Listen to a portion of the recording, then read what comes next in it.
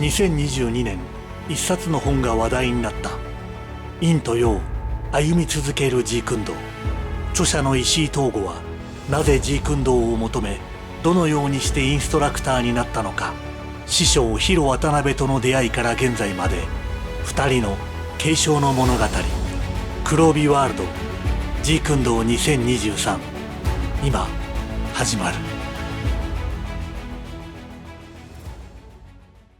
高校卒業する頃にはもう絶対に東京に行ってこの武道を学ぶっていうふうに決めていました。当時何のね根拠もなかったんですけど、絶対に出会えるっていうふうになんかねすごく思ってたんですよ。何の根拠もないですよ。もう親にも先生にも何言ってんだこいつはっていうふうに思われてたんですけど、でもそんなことないと。絶対に出会えて僕はジークンドーのインストラクターになるって上京して、でたまたま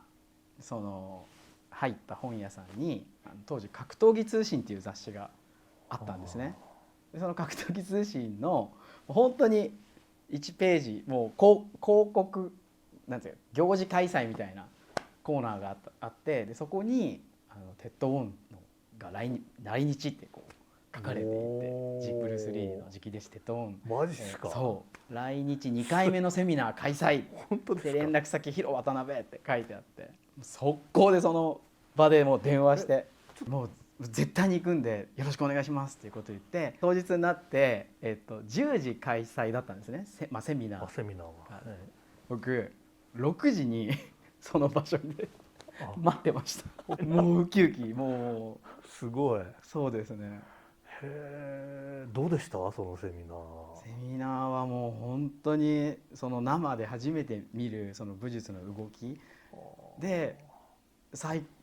の最高峰のテッド・ウォン先生の動きを直にこうど素人が見て、それなりにこう感じるわけですよ。何も分かんなくてもその所作がすごく洗練されているっていうことぐらいは分かるじゃないですか、こう感覚的に、その美しさだったり、そのなんていうんですかね、先生の説明だったり、そのジークンドーの持つ科学的なこの原理原則構造だったり、そういうのにまた改めてやっぱすごいんだな、ブルース・リーって本当にすごい人だったんだなっていうのを改めて知って、かつその先生がちゃんと継承して、日本でも広渡辺先生っていう先生が継承されていて、もう動きがそっくりなんですよ。そので映画的に動きが似てるっていうわけじゃなくて、なんかその感覚的な感じなんですけど、武術としての機能で似ているっていうような感覚を受けましたね、初めて見た時で。こんな大人がいるんだっていうふうに感動したのをすごい覚えてます。その時にそこで盛り上がった石井君は、当時少年は青年は終わった後どうしたんですか。もうすぐ広渡辺先生のところに行って「弟子にしてください」っつって「入門します」みたいな「入門します」ってもうその場で即決めですよ、それは。ですね、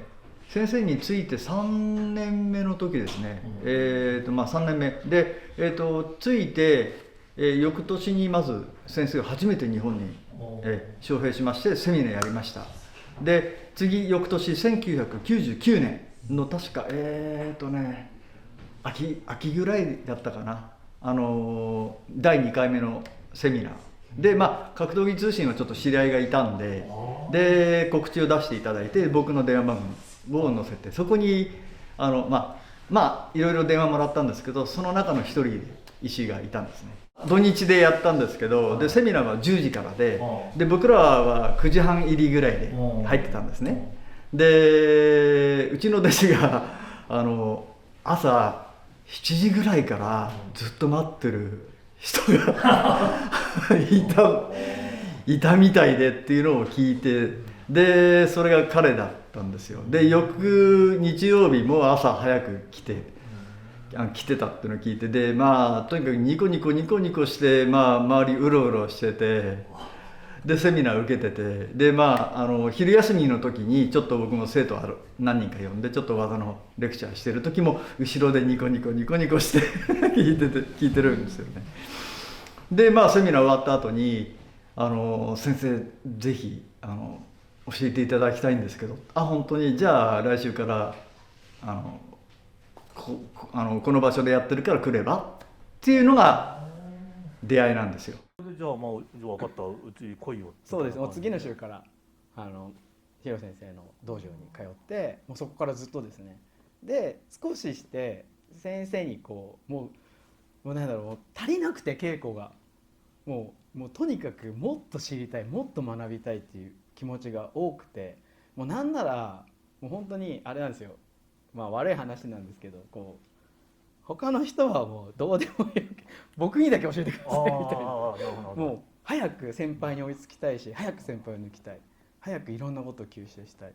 もう今までの時間がずるいみたいな。なるほど。当時僕は、神奈川県の高津市というところで教えてたんですけど、そこに通っていただいて、で当時の雰囲気はモンチッチみたいだった本当モンチッチのあんな感じみたいな感じで動きがね結構早かったんですよ、その頃から。でちょっと軽く何年かして手合わせした時に動きすぎちゃって、で顔が真っ白になっちゃって動きすぎだよって、無駄な動きばっかり、そ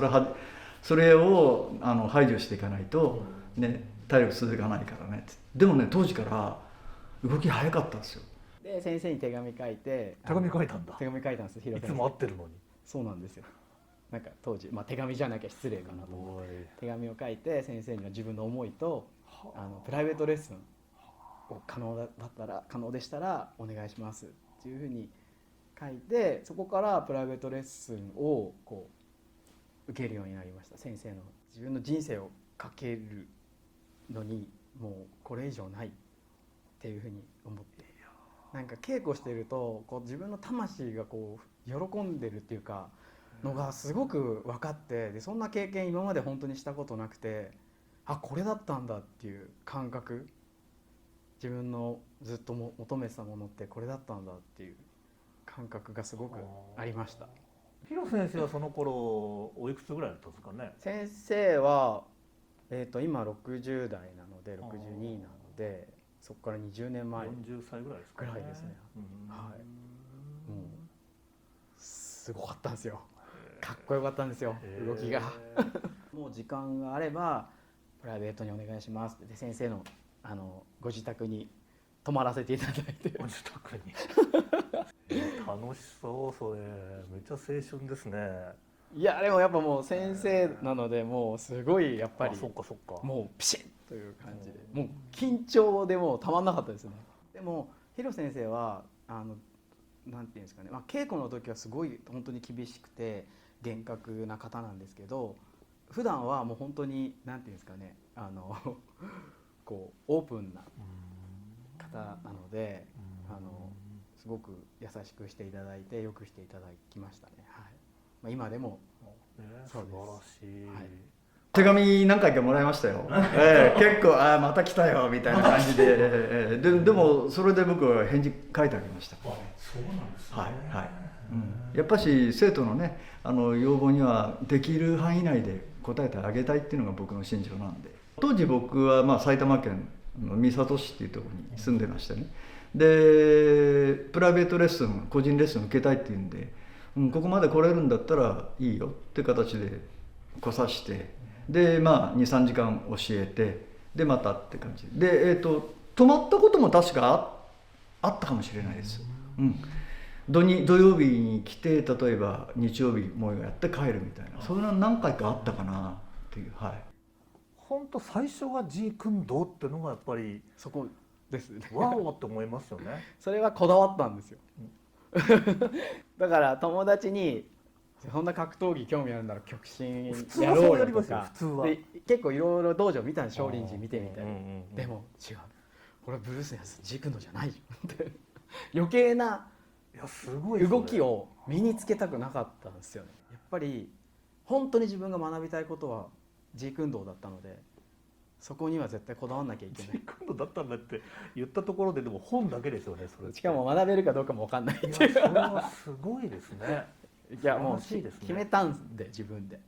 決めた今もことを。目がキラキラしてますけど当時はもっとキラキラこうものすごくすごかったんじゃないですか。やばかったと思いますね。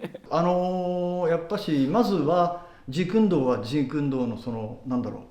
う、開祖が作った原理原則っていうのがあるんで、他の流儀をやってうちに来た人って何人もいるんですよ。やっぱその癖を取るのが本当大変。どうしてもその癖が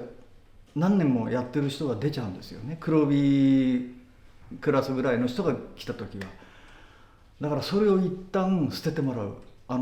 開祖が言ってた言葉で、僕のお茶を飲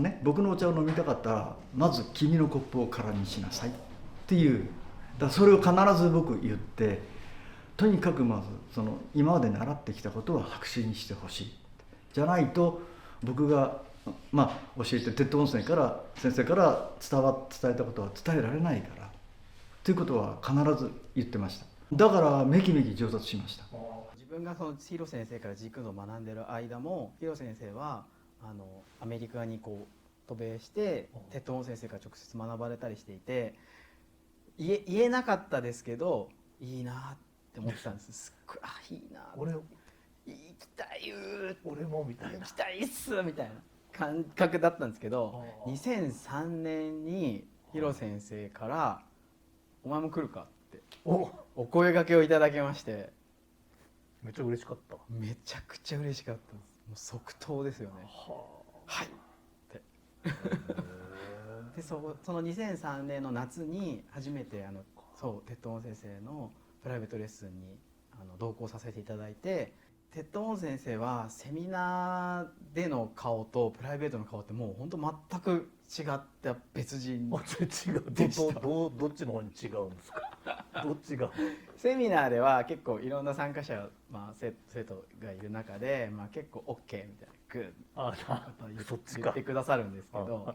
プライベートではもう扉を開けた瞬間にもう目が違うんですよ。怖いんですよ。そうなんですか。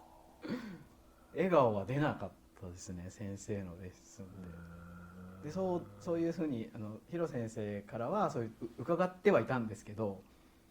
もう想像以上にこう厳しいレッスンでしたね。第2ランク取ってからかな、うちは5年経つと第2ランク僕上げるんですね。アシスタントインストラクターっていうレベルなんですけど、初心者に教えていいっていうレベルなんですね。それを取った時点で、じゃあお前今回俺と一緒に行くって言ったら、いやぜひ行きたいです、もうはいってこんな感じだったんで、じゃあ連れて行こうかって言って、もう一人生徒いたんですけど、で連れてきましたね。はい、第2ランクレベルぐらいだったら簡単なスパーリングができるんで、ただその時は僕と先生のやっぱそのやり取りの中で、僕と先生との間のスパーリングの稽古の時だったんで、ただ連れてったらまだ第2ランクでまだペーペーなんですけど、いきなり来いって言われて「こいつらもやらせるんだ先生、鬼じゃん」ってでハラハラしながら見てましたけどね、危なかったですよね。先生のパンチも本当食らったらやばいんで、そこに食らいついてきたわけ。食らいついてきましたね。ジークンドーでフォーカスミットトレーニングといって、こうミットを打つ稽古がメインでやるんですけど、散々こう稽古した後、先生グローブつけ始めて「OK スパーリングやるぞ」みたいな。当時60代だったんですね、先生。スパーリングするんだ。またそこに感動して、やっぱその技術をしっかりスパーリングで確かめて使えるようにするっていうのが鉄塔先生のやってきたことなので、その60代にしても僕20代23歳ぐらいだったんですけど、もうバッチバチっていうかボコボコにっていうかやられちゃったんですね。そうです本当にそういう経験ができたのはものすごくやっぱ貴重なことですし、すごくその当時の僕はすごく嬉しかったですね。はい。まあ生徒結構いたんですけど、まあとにかく石井と同レベルぐらいになんだろう、感性高いやつもいましたよ。でもまあ辞めてった生徒もいたんで、彼はとにかく感性の高さで努力でずっとついてきた。で当然そうじゃない生徒もいっぱいいます。だから先生側っていうかな、次の継承者をどう作っていこうかなっていう責任があるんで、そういったところもやっぱし見ていかないといけないし、テトン先生もそれはされてたことなんで、そういった部分では非常にじゃあ次の継承には選択しようかなっていうのがありますね。はい。やっぱり理解度とその習得度、テトン先生が認可したインストラクターでもやっぱしレベルがいろいろあるんで、次の継承、前伝継承ってことを考えたらやっぱしこちらもシビアになるんで、じゃないと正しく伝わっていかないんで、それは考えつつどんどんレベルの高いものを彼には伝授はしてます、ただ今前伝継承までいくかどうかっていうのは僕の問題じゃないんで、彼の問題なんで、あとは彼の努力次第。陰と陽歩み続けるジークンドー、絶賛発売中。黒帯ワールドジークンドーシリーズ2023、いよいよスタート。